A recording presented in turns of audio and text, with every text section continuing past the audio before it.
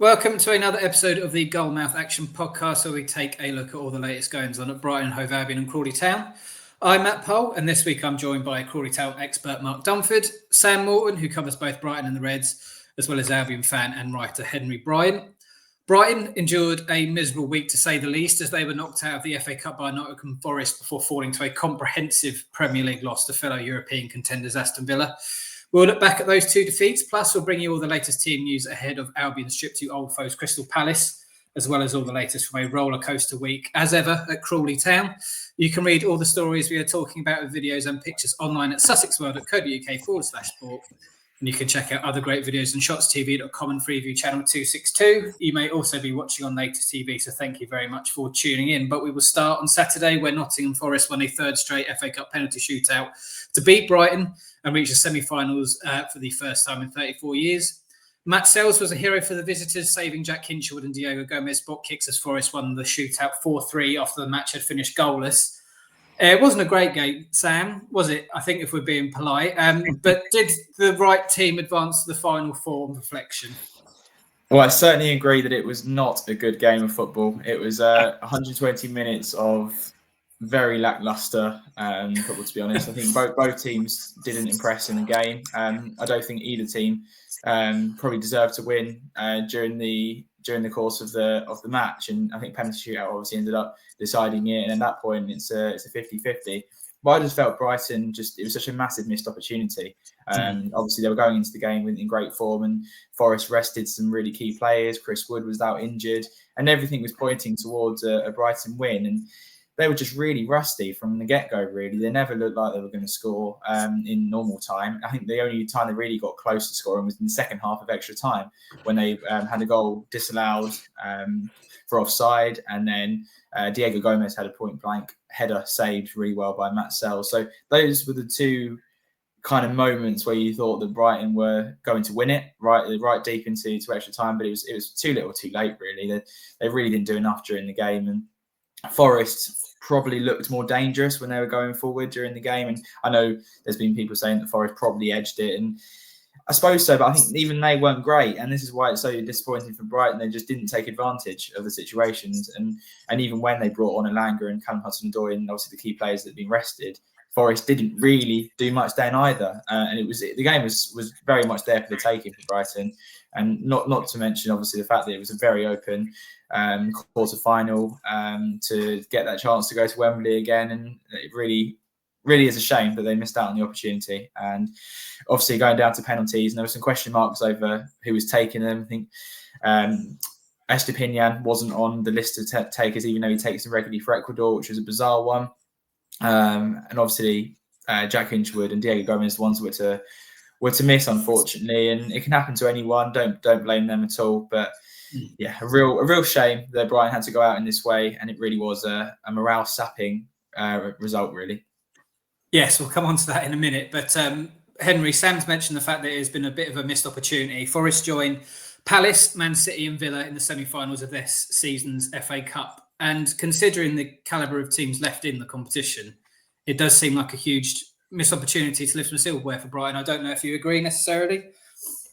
Well, I think on first glance, you look at it and you think, yeah, this is a big missed opportunity.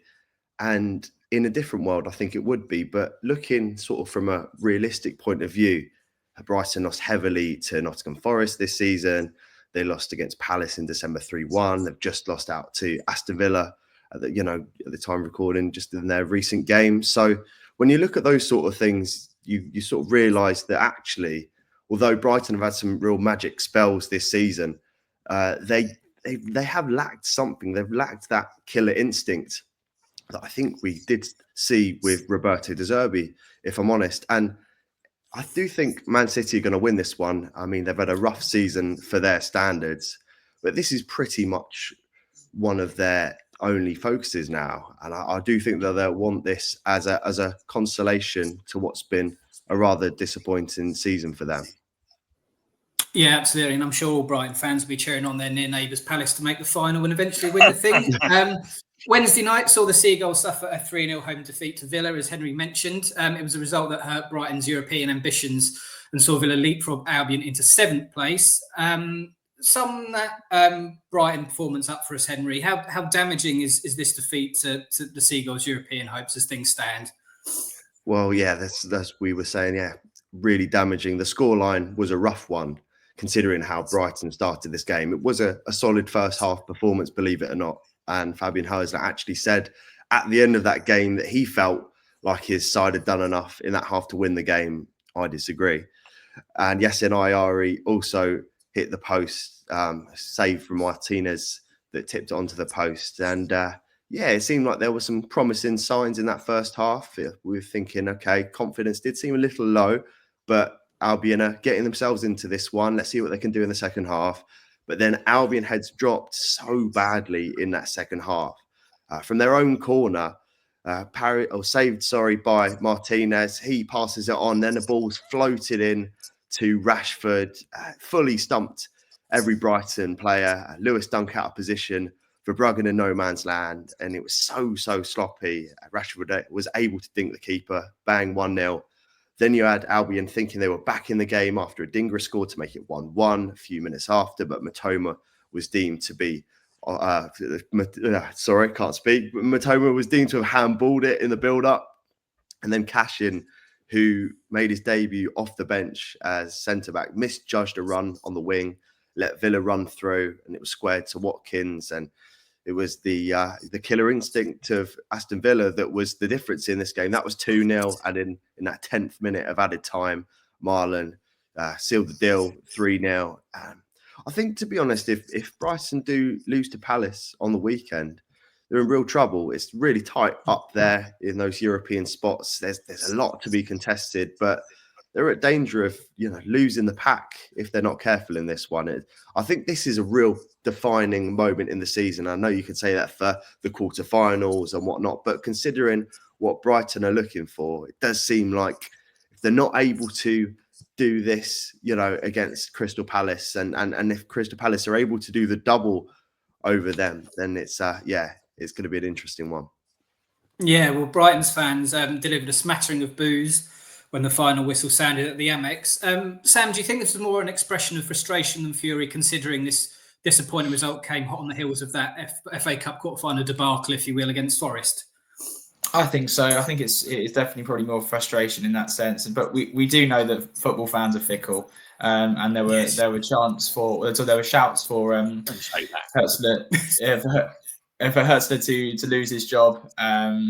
Obviously after the 7-0 against Forest. So you feel like there's definitely kind of feeling among some sections of the Brighton fans that there's something not quite right with some of the tactics and some of the decisions that are made. And it certainly was a questionable decision to leave out Carlos Baleba against obviously Aston Villa as well. Obviously, we know it backfired at obviously the City ground during the 7-0, and Brighton have been in much better form ever since Carlos Baleba's been back in the side. So you kind of felt that Brighton, obviously going into the game against Aston Villa without one of their key players was always going to spell disaster. And I know that there was some confusion over that. And obviously there were five changes from the Forest game. And yeah, it's a difficult one. I think the fans are going to be frustrated. Everything was looking really good. And then there's been two kind of damaging defeats in the space of a few days. But football changes quickly and they can easily get back into their run of form that were in before. And you just kind of need to find a bit of cutting edge again, because I feel like in the last couple of games watching Brighton, they just haven't looked their free-flowing best. Matoma's looked a little bit off it, and Pedro is looked off the pace as well. And obviously we've had Minter play against Forest, and then Adingra come in against Aston Villa. And I think there's a little bit of uncertainty about kind of who's in the best form and who's going to play where at the moment. Obviously, Jorginho Rutta's injury doesn't help, and he was definitely missed against Aston Villa. So there's lots of kind of reasons for what's going on. But I feel like Hertzler knows kind of what he's doing. He's proved he knows what to do in these big games. Going in against the game against Palace, they're going to want revenge for what happened earlier in the season. And I feel like that's the perfect game now, really. Just if they were to win this game, it would all be forgotten about, and obviously they'll be back on track once again. And when you look at the table, they're still well in the mix for obviously the European hunt and everything like that. So I feel like beat Palace and everything's rosy again. But if they don't, obviously there's going to be problems after that. But I think just try and go into that game with as much confidence as you can, because obviously Palace didn't have a great result against Southampton either. No, they didn't. We mentioned it there. We mentioned there, Sam. They were lucky to escape with a 1-1 draw at bottom of the table, Southampton, on Wednesday night. But they did advance to the FA Cup semi-finals with a brilliant 3-0 win at Fulham on Saturday. Henry, how do you see this one going, and what's the latest team news from the Albion camp? Well, in terms of this one, a little fact. Following their 3-1 win at the Amex Stadium in December, Crystal Palace are looking to complete their first league double over Brighton since the 1932-33 season, which was the third division south, and for the first time in the top flight. So although that, in terms of history, will be quite monumental, I think, like we were mentioning, it could be either rosy or a rogue sort of position for Brighton to be in, at the end of the weekend. Will they be coming up, or will they be crashing down even more after a few defeats that have knocked some confidence out of the Brighton side? In terms of injuries, Rutters was a big miss, and he'll still be unavailable. We mentioned that Belieber was benched against Aston Villa, which raised a few questions to his condition. He did get a few minutes, and I think when he did come on, he looked quite positive. He wasn't able to make a massive mark in the game, but then again, no one really did. It was one of those sort of games for the Albion. In the 3-0 defeat as well, Herzler made 4 changes in one go in the 72nd minute. Jack Hinchelwood, Lewis Dunk, João Pedro and Diego Gomez came off. And in the post-match press conference, although Herzler didn't say loads, he did say some of those were due to fatigue and potentially injury, and said, "We will see." And that's at the time of recording. He didn't really elaborate after that. Obviously, Adam Webster, there's question marks over Solly March. Herzler did say that he was going to be fit to play Nottingham Forest, and then he didn't make the squad, which was weird. He later confirmed to us that he was injured, but we'll see. It's going to be a struggle. Albion have struggled with injuries this season, but this is a must-win game in my opinion. As a fan, I think that it is at that time of the season now where there needs to be some consistency. At the start, when Fabian came in, there were a lot of questions raised about sort of having a perfect 90 minutes. And although that does sound like something no team can have, there does seem to be a lack of guile and a lack of instinct. It seems like when it comes to the end of games, Albion are very easy to fatigue and tire at times. And we've seen that when Albion have been leading in certain games. And even in this game, although the writing was sort of on the wall in that second half, sort of near the end of the game, Brighton weren't able to push through. So, yeah, we'll see. It's an interesting one. Yeah, it will be a close game. We will take a short break now, but stay tuned as we were discussing all things Crawley Town. Welcome back to part 2, and Crawley Town have had a week of thrills and spills, to say the least, in League One. 2 goals from teenage starlet Kamari Doyle helped the Reds to a stunning 4-0 win at Rotherham on Saturday. The Brighton loanee struck in each half before Gavin Holohan and Panucci Kamara made the scoreline even more emphatic in the last 6 minutes. I think a few weeks ago, Mark, Crawley fans could only dream of a result and a performance like that. What did you make of that? It was quite simply a superb Crawley display. Yeah, I can't believe we spent so long talking about Brighton, who haven't scored in whatever 180, 200 minutes or whatever. They were magnificent, and it reminded me back at the second leg of the playoffs last year at Stadium MK, when Crawley absolutely battered MK Dons 5-1. It was a performance like that. Rotherham weren't very good. We'll put that out there, but they weren't allowed to be good because Scott Lindsay set his team up perfectly. He said after the game that he sort of expected to win. I know Sam's going to talk about that more, but he just set the team up. They were on the attack from the top, and it was proper tick-attacker, one-touch kind of football. Rushan Hepburn-Murphy was unbelievable. Just how he didn't score, I don't know, but he contributed so much. And as you mentioned, Kamari Doyle, his finish for the first goal was fantastic. The second goal was good as well. And I was pleased. I've been quite critical of Panucci Kamara this year, but he came on as a sub quite late on in the first half after Louis Watson got injured. And he was brilliant, and he was really good. And I think he got in the EFL team of the week, and he scored. And I was really pleased for him, and Gavin Holohan as well, getting his first goal for the Reds. It was just the perfect performance. And I mean, I think me and Sam both predicted a win, but I don't think we ever saw it was going to be a 4-0 absolute hammering. It was just unreal, really good football. And just after the Bristol Rovers win, it was just confidence so high, just fantastic to watch. And it's just, I think it's just glad to have Scott Lindsay back because he's just put so much belief in this team. Yeah, result that cost Steve Evans his job as well, didn't it, Mark? It was, yes, absolutely. Yeah, despite Crawley's wonderful performance, as Mark alluded to, Scott Lindsay admitted the Reds' rampant display didn't exceed his expectations. Why was that, Sam? And what else did the Crawley boss say after the win at New York Stadium? Yeah, so Lindsay was speaking to Gary Smith from the BBC after that Rotherham game, and he said the result didn't exceed his wildest expectations because he's seen that performance against Bristol Rovers that gave him encouragement, really, and he's seen the players train all week that really encouraged him going into the game, and he fully expected to win. But of course, 4-0 probably took him by surprise, I'm sure, a little bit. I'm sure he wasn't expecting that, just as we weren't. But in terms of performance, he thought they were absolutely outstanding. And in terms of possession, final third actions, obviously coming out of the game, obviously with a second clean sheet in 2 games, it couldn't really have gone any better. So it really was a perfect start for Scott. And it's also impressive because he had less than 48 hours to prepare for the Bristol Rovers game, obviously after coming in. But he obviously had a clear run without any midweek games leading up to the trip to the New York Stadium. He thought that was probably the catalyst for why they won so comfortably. Because they had a good week on the training ground, put in real detail into the game plan, and he was able to analyse Rotherham and the threats that they could pose. And kind of the fruits of all that preparation certainly paid off.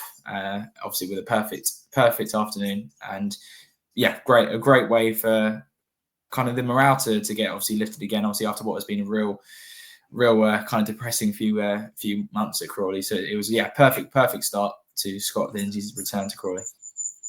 Tuesday night saw the Reds suffer an agonising home defeat to Peterborough in a barnstormer. Ricky J. Jones scored a stoppage time penalty as the Posh clinched a thrilling 4-3 victory. Jones kept us cool to settle the issue after substitute Adi Adiemo had floored Abraham Odo, who had earlier hit a 21-minute first-half hat-trick. Junior Quaterna, Jeremy Kelly and Russian Hepburn Murphy netted for the Reds. Wasn't the result they wanted, Mark, but again, it sounded like some performance from the Reds. How did you see this one? Oh, it was incredible. What a game of football. Sam was there with me, and we couldn't keep up, I don't think. It was just, it was absolutely crazy. I mean, Crawley started so well. Actually, Crawley played well the whole game, and it was just one clumsy challenge right at the end by Adi Adiemo that gave the penalty away for the injury time winner. But they were brilliant. I mean, Jeremy Kelly was outstanding in the first half. I think he got subbed in middle of the second half. But his assist for the goal was fantastic, for Quaterna's goal, the opener. But it was defensively, it was just sort of like it was a little bit under Rob Elliott. There was a couple of times where it was just a bit too easy for Peterborough to get crosses in.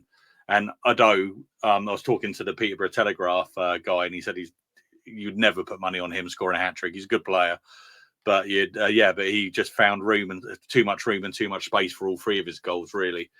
But it was a performance where I just think it still gives Crawley fans so much hope that they can do that, because Peterborough are a good side. I know they've been in a bit of trouble, but they're a really good side, and on the attack, every time they went forward, you thought, oh God, they're going to score here, kind of thing. But it was the same with Crawley. You thought Crawley were going to score, and they hit the post, hit the bar. Both Kamari Doyle, he could have added 2 more goals to his thing. It was just a magnificent performance, but defensively, just a little bit of frailty, and it was a shame they couldn't quite get that point, because a point, as I'm going to come on to later, could be absolutely vital going in to this run-in, which is going to be so exciting. But you've got to have hope for Crawley Town after a performance like that.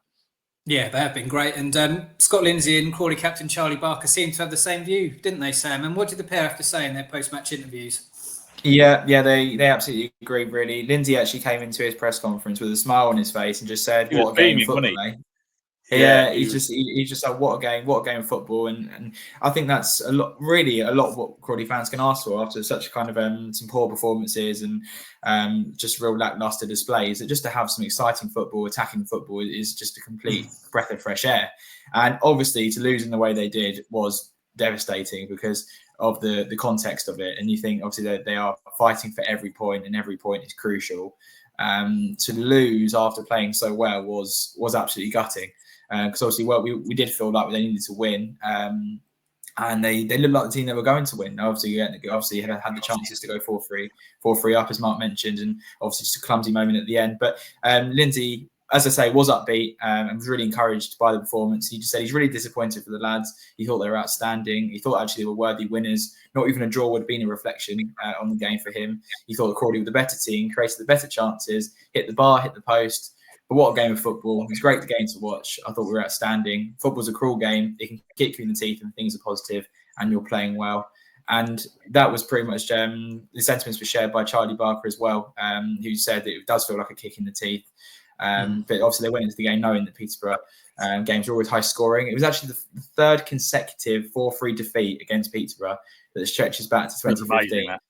Which is incredible. Yeah, so there's a bit of some juju, dark arts going on there. But yeah, there's plenty of reasons to be positive. That Charlie Barker echoed as well, and he said that Crawley were a lot more compact and tougher to beat. I mean, obviously, I know they conceded 4 goals, but especially in that second half, they really did kind of nullify Peterborough's threat, because it was a real struggle in that first half, where Crawley took an early lead and you thought things were great. But every time Peterborough were going forward, they were really kind of causing problems. And I think Crawley went in at half time and really dealt with that. They kind of knew what to do to stop it.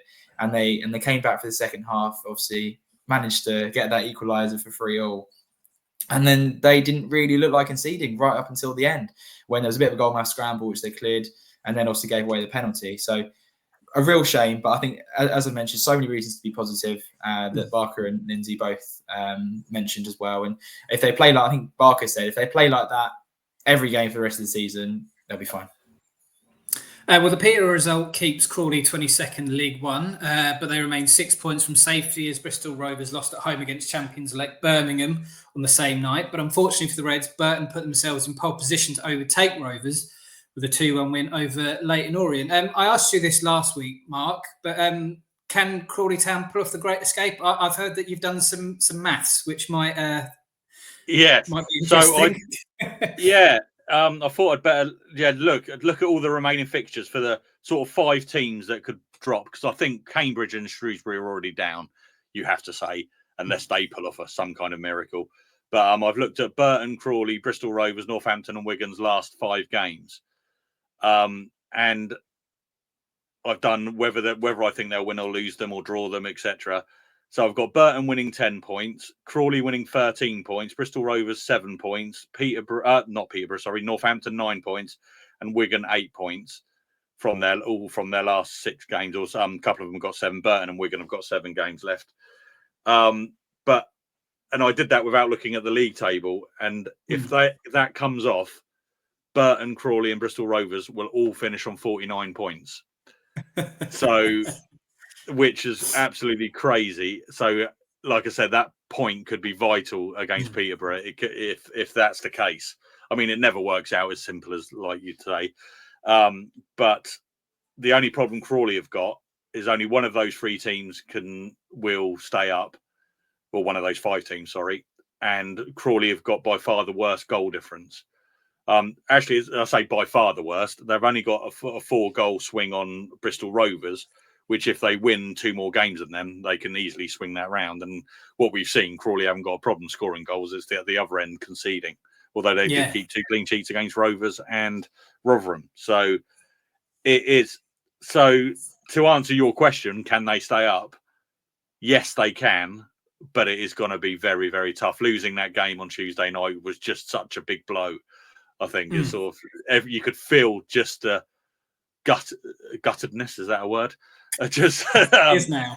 You just felt everybody just go, oh no! Like that, as soon as the penalty, nobody had any qualms with the penalty. It was definitely a penalty. And you just think, oh god, if they just got that point, it would have just given so much, and my maths would have been so much more made better reading. But you just think, but you hope when they go to Birmingham's the only game I've got Crawley losing in the last 6, and you just hope. I was going to ask you out of interest. We'll come on to. They've got Stevenage on Saturday, which we'll come on to a minute. But what results have you gone for, and have you got score lines for any of them? I haven't got score lines. I just simply did win, lose, or draw. So I've got them winning on Saturday. I've got them drawn against Leyton Orient, because Leyton Orient, I was very impressed with. But then, they're looking for playoffs and that possibly. I've got them losing at Birmingham, but then I've got them winning the last 3 games, which is Northampton, Exeter at home, and then Shrewsbury away. So that's what I've gone for. And I think I've only got Bristol Rovers possibly winning 2 games, but Bristol Rovers don't look like they can buy a win anywhere. So maybe I'm over-egging Bristol Rovers there. But their problem is Burton, who have got 14 goal differential and goal difference with them. So that's where their problem is, Crawley, Burton. And they look like they're picking up a bit of form at the moment as well, Burton. So that's the hindrance. That's why I'm still erring on the side of I don't think they're quite going to do it. But all it does is give them optimism for next season because they're playing so well. I mean, if they win 4 of those last 6 games, there's still going to be such a good vibe going into the summer and going from there. But yeah, it's going to be tight. I think Peterborough and Wigan, I think, are just going to they only need a couple of wins each to get them out of it, kind of thing. So I think they might have done too much already. But sorry, Northampton and Wigan. Yeah, I don't know. They can do it, but whether they will, I just don't know. It all makes for a nerve-shredding end of the season, doesn't it? As we've mentioned, the Reds continue their fight for survival at Stevenage on Saturday. Borough sit 13th in League One, but they've not won a league game since the 4th of March, and they've lost 3 of their last 4 league games. Plenty there to give Crawley confidence. Sam Morton, how do you see this one going? Yeah, this is an absolute must-win for Crawley because, as you mentioned, Stevenage are not in the best run of form. Their win on the 4th of March was the last one, as you mentioned, and that was at Cambridge, who obviously look like they're definitely going to go down. And they've only had 2 wins since the start of February. So it's been a real tough couple of months for Stevenage that had started the year really well in January with quite a few good results, including a win at Wrexham.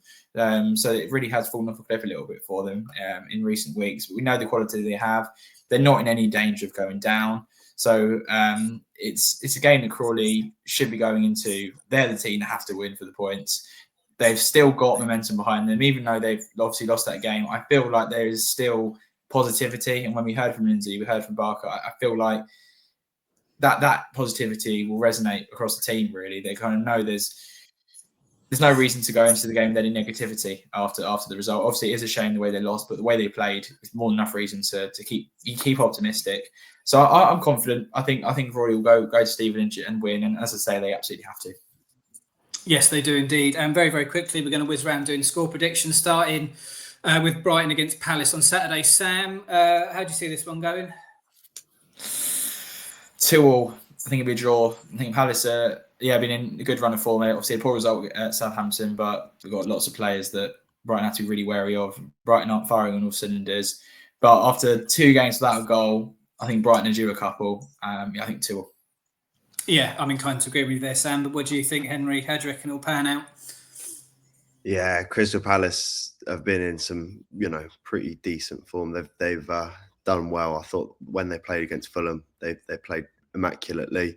I do think it'll be 1-1. I don't think we'll have the thrill of those extra 2 goals, but I think it'll be 1-1. It'll be quite a nervy, tight game. Are we going for a full house of draws, Mark? No, Palace win 2-0. Straight to the point. That's what I was so impressed with them against Fulham. I was really impressed with them against Fulham. He's got them. They were very, very good. Yeah. Yes, no, they were very good against Fulham. And finally, Stevenage Crawley. Start with you, Mark. Great Escape, is it back on? Yeah. This is going to be 2 or 3-0. I think it's going to be a comfortable win. I think they're going to go there. They're so much buoyed by Tuesday night's performance, despite the result. And I think Lindsay will be expecting to win this game quite easily. Yeah, how do you see it, Sam? Do you think Crawley are expecting to win this one as well?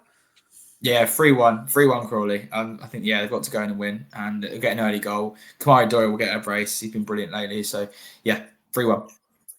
And finally, Henry, what do you reckon? I'm going to be devil's advocate and just say 2-2. Another tricky one. Crawley concede at the end. It's not enough. It's not enough, Henry. We needed your vote. I mean, if Crawley do go on to win it, you kind of feel that they should have got rid of Rob Elliott earlier. Not that you want to wish ill on him, but you wonder what would have happened if you had proper 6 months of Scott Lindsay, but we will see. You can catch up with all the latest sports news covering everything we've talked about today at sussexworld.co.uk/sport, and you can watch more excellent videos on shotstv.com and Freeview channel 262. Thank you very much for listening and or watching, and we will see you all next week.